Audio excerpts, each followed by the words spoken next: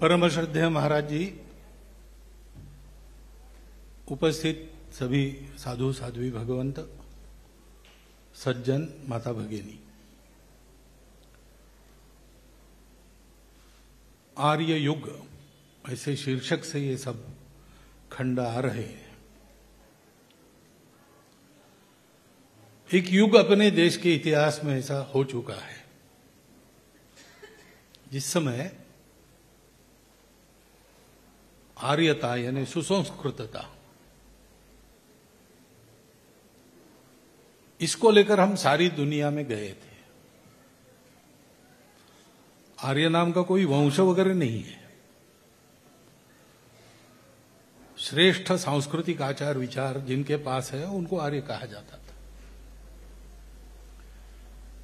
और हमारे वो पूर्वज कैसे गए होंगे उस समय पता नहीं, छोटी छोटी किश्तियों में बैठकर, पैदल चलकर।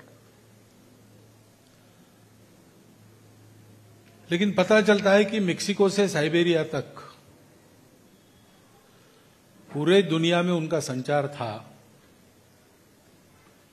और जहां गए वहां उन्होंने किसी का राज्य नहीं हड़पा, किसी को कन्वर्ट नहीं किया, जैसे थे उससे अच्छा बनाया।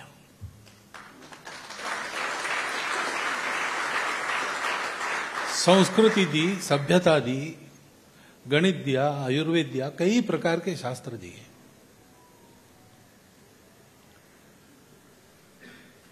और ये सारा उन्होंने क्यों किया? क्योंकि अपने देश को इसीलिए हमारे पूर्वज ऋषि मुनियों द्वारा, सबको द्वारा बनाया गया कि दुनिया में हमको जाना है जीतने के लिए नहीं, जोड़ने के लिए जाना है।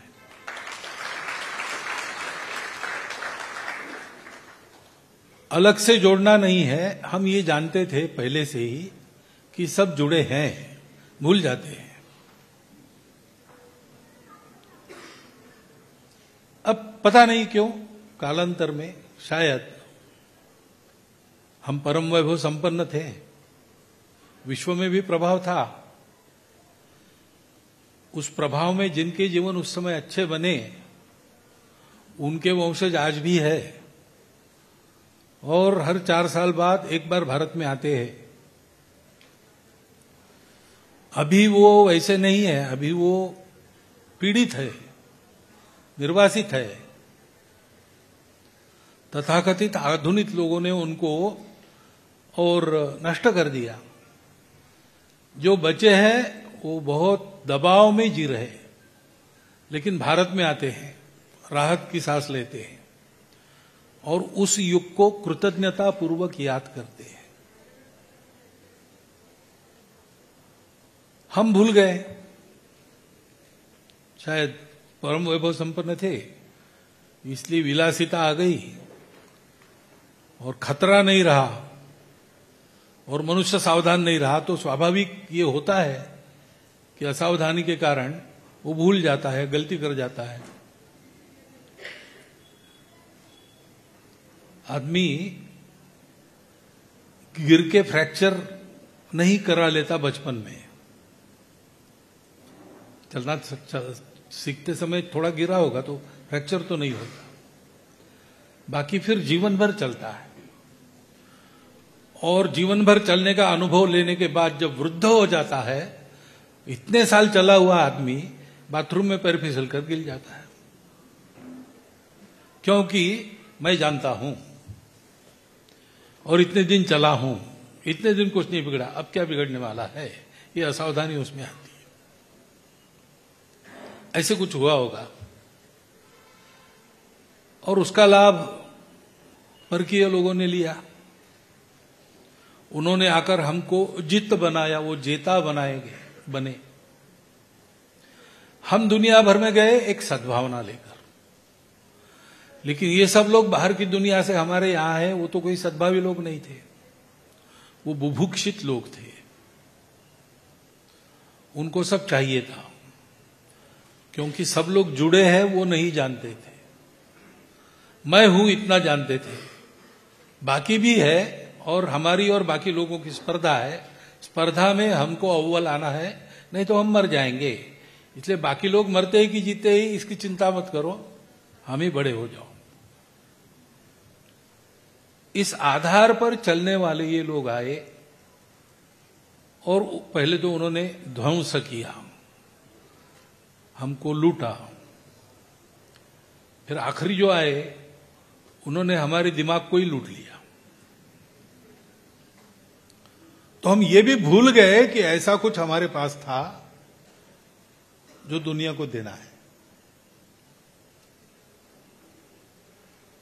ये हमारे यहां हमारा सौभाग्य है कि आध्यात्मिक परंपरा हमारे यहां इन सब बातों के बावजूद अखंड अक्षुण्ण चल रही है।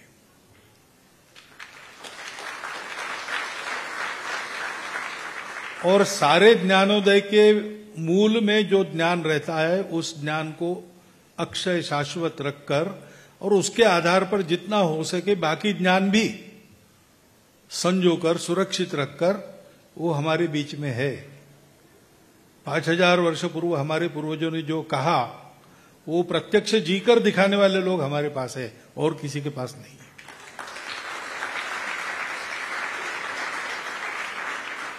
अब हम भारतवासी, हम उस आर्यत्व के विरासतदार, ये हमारा अपना कर्तव्य है कि अगर हम ऐसे थे तो हमको ऐसे होना है।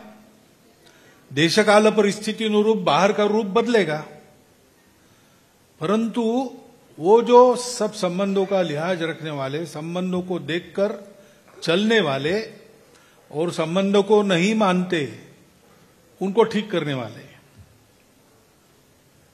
यानी शास्त्र भी है और शस्त्र भी है, शक्ति भी है, भक्ति भी है, ज्ञान भी है, ऐसा कर्म करने वाले, ऐसा हमको बनना है। ये अपने आप में हमारा कर्तव्य है। और समय ने कुछ ऐसा मोड़ ले लिया है कि अब दुनिया के लोग भी सोच रहे कि जिस रास्ते पर हम इतना आगे बढ़े हैं वो रास्ता हमको भी विनाश तक ही ले जाएगा। तो हमको कोई रास्ता चाहिए। प्रयोग हमने बहुत कर लिए, व्यक्ति को प्रमुख मानकर किए, समूह को प्रमुख मानकर किए, अर्थ को प्रमुख मानकर किए, काम को प्रमुख मानकर किए, तरह तरह की सिस्टम, भगवान को मानने वाली, न मानने वाली, अध्यात्म को मानने वाली, केवल विज्ञान को मानने वाली, इसी सारी पद्धतियों के 2000 साल प्रयोग हो चुके। लेकिन मनुष्य को कभी फीका न पड़ने वाला शाश्वत सुख और सामूहिक जीवन में सृष्टि के साथ समन्वय, आपस में सामंजस्य, ये प्राप्त नहीं हुआ। जहां हमने शुरू किया था वहीं पर हम लोग हैं। हो सकता है उससे भी पीछे चले गए। तो ये सब रास्ते काम के नहीं, हमको नया रास्ता चाहिए और नया रास्ता भारत के पास है। तो जो विचारक है, सद्भावी लोग हैं, वो भारत से अपेक्षा करते हैं। लेकिन वो प्रवृत्ति भी है जिसके कारण ये सारा हुआ अनर्थ। और हम जानते हैं कि सब लोग जुड़े हैं, तो हमारा ये कर्तव्य बनता है कि वो राहत पहुंचानी चाहिए। और राहत पहुंचाने के मार्ग में अभी भी दुर्भावना जिनकी है वो रोड़ा बनेंगे, तो उनका समाचार लेने के लिए शक्ति संपन्नता भी चाहिए।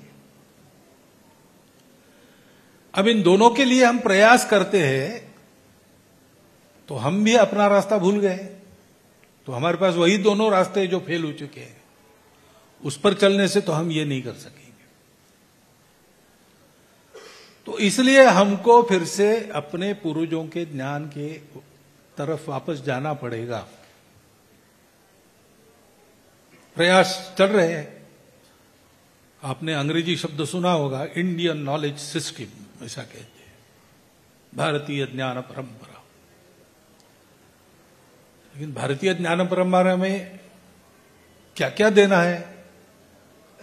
तो अभी तो हम देखते हैं कि हमारे यहां गणित था, हमारे यहां भूमिति थी, हमारे यहां ये शास्त्र था, वो शास्त्र था, ये सब आता है, वो सही है, वो जानकारी भी होनी चाहिए। परंतु मूल बात है कि इस सारे ज्ञान को हमने जाना कैसे? हमने एक विशेष दृष्टि का उपयोग किया। उस दृष्टि के चलते हमको एक सत्य मिला।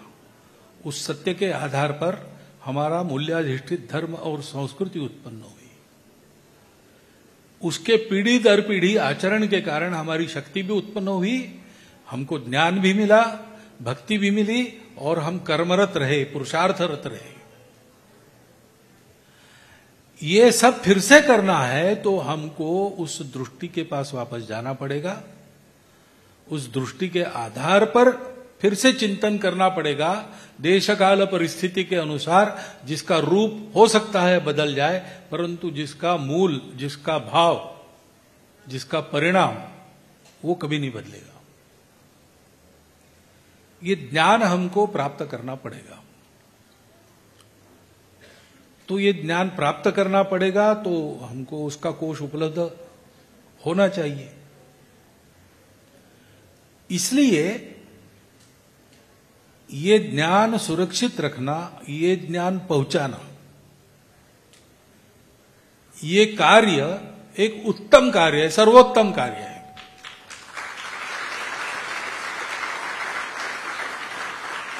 क्योंकि जिनको ज्ञान लाभ होता है वो व्यक्ति तो लाभान्वित होते ही है, परंतु इसमें देश का लाभ है और उसमें सारी दुनिया का लाभ है। एक पंथ में तीन तीन काज साधने वाला ये काम है। और इसलिए इस कार्य के प्रयासों में लगे सारी टीम का और महाराज श्री जैसे उनके प्रेरकों का मैं हृदय से कृतज्ञता पूर्वक अभिनंदन और धन्यवाद करता हूं।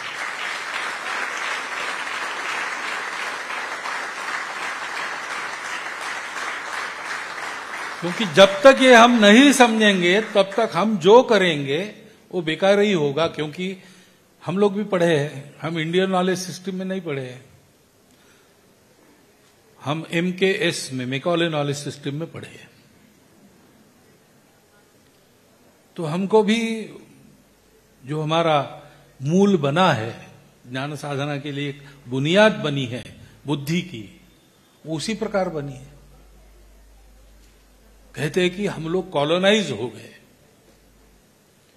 शरीर से तो हम भारतीय है, पूर्वजों से तो हम भारतीय है, लेकिन मन और बुद्धि से, चित्त से हम लोग विदेशी बने। सब लोग बने क्योंकि सब उसमें से निकले हैं। अब कोई कम बना, कोई ज्यादा बना, इतना फर्क है। लेकिन उस विदेशी प्रभाव से पूर्णतः विमुक्त होना पड़ेगा। तब हम अपने ज्ञान परंपरा को प्राप्त कर सकेंगे, उसका महत्व जान सकेंगे और इस बीच के कालावधि में लड़खड़ाते हुए क्यों न हो, थोड़ी बहुत अगर प्रगति बाकी दुनिया ने की है तो उनके इस प्रगति के रहस्य को भी समझकर उसका भी मूल्यांकन कर सकेंगे। जो अच्छा है वो स्वीकार कर सकेंगे, जो बिना काम का है उसको छोड़ सकेंगे।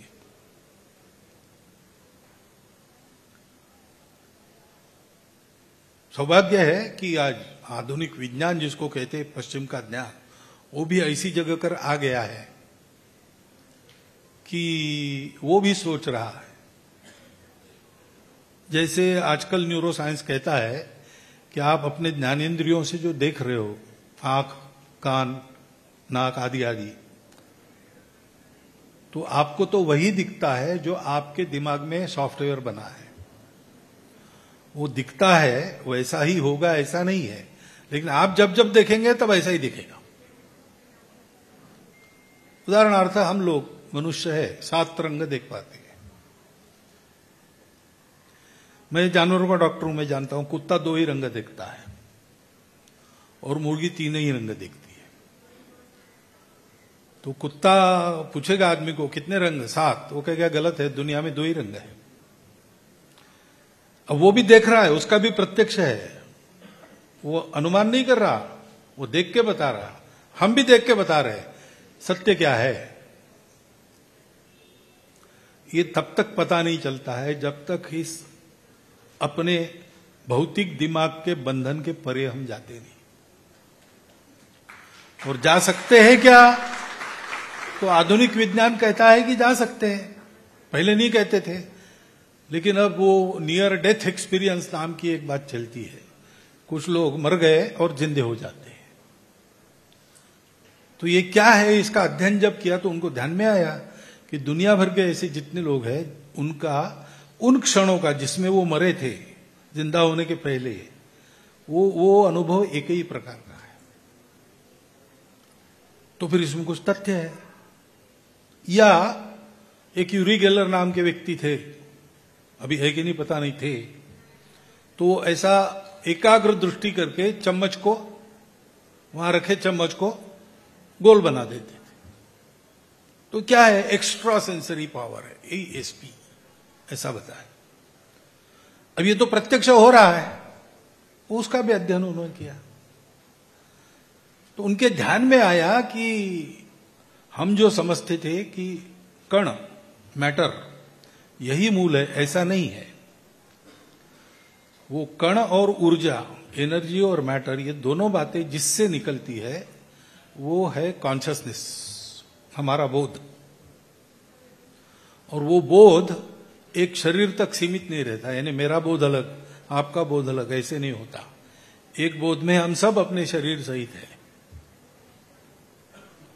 तो वो भी अपने इन विचारों के पास आने की, लेकिन उन विचारों का अनुशीलन करना है तो विज्ञान के उपकरण अब काम के नहीं है, ये भी उनको पता है। सूक्ष्माति सूक्ष्म देखकर अब हद हो गई, अब देखने जाएंगे तो उसका आकार बिगड़ जाएगा, ऐसा सूक्ष्म उनके सामने है। तो देखने से ही उसमें परिवर्तन आ जाता है, क्या है पता नहीं चलता। और सबसे बड़ा महतोमहीयान ऐसा देखने के लिए गए तो लाखों प्रकाश वर्ष के अंतर में से जाना पड़ता है। उसमें अपने भौतिक नियम पृथ्वी के नहीं चलते, प्रकाश सरल रेखा में जाता है, लेकिन इतने बड़े अंतर में वो घूम के वापस भी आ जाता है। तो हो सकता है कि मेरे पीछे की वस्तु मेरे आगे दिखे, और वो भी मेरे तक प्रकाश आने में 3 लाख 30 लाख प्रकाश वर्ष लगते हैं। तो अभी जो देख रहा हूं 30 लाख पुराना है, 30 लाख वर्ष, तो अभी किसी काम का नहीं। तो मर्यादा हो गई। तो एक लेखक ने लिखा, लेख में मैंने पढ़ा है वो लेख, उसका वाक्य है, नाम भी उसने लिया है, कि पूर्व में जाना पड़ेगा और विशेषकर भारत में उनके प्राचीन ग्रंथों का अध्ययन करना पड़ेगा। उसको 2 नाम मालूम थे, वो भी दिए उसने, पातंजल योग सूत्र, योग वासिष्ठ वगैरह। अब दुर्भाग्य ये है कि ये पश्चिम के हवाले से आपको बताना पड़ता है, तब आपकी तालियां बजती है। अपना गौरव होना चाहिए ना, अपने पास था, हमने करके दिखाया है। ये इतिहास हम भूल गए, लेकिन आप थोड़ा थोड़ा याद कर रहे हैं, तो बड़ी आनंद की बात है कि इस दिशा में आगे जाने के लिए एक बहुत अच्छा संदर्भों का भंडार इन ग्रंथों के निमित्त हमको मिल गया। मुझे नहीं लगता भारत में ऐसा कहीं उपलब्ध है, बाहर तो है नहीं, भारत में भी नहीं।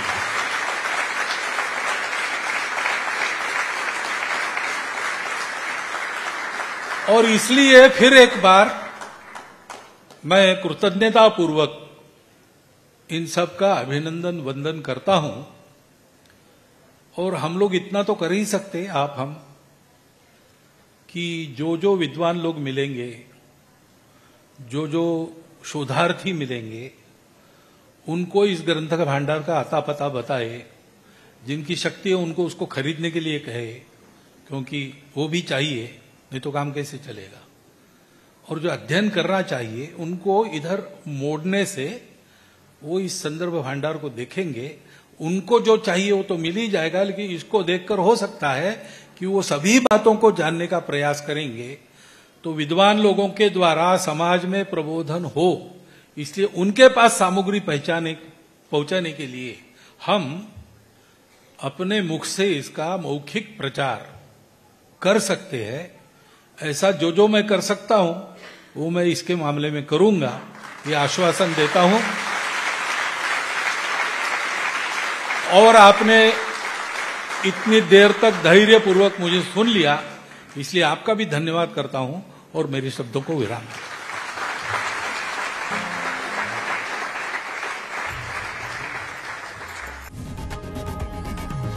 लोकशाही मराठी ऐका, पहा, जागरूक रहा।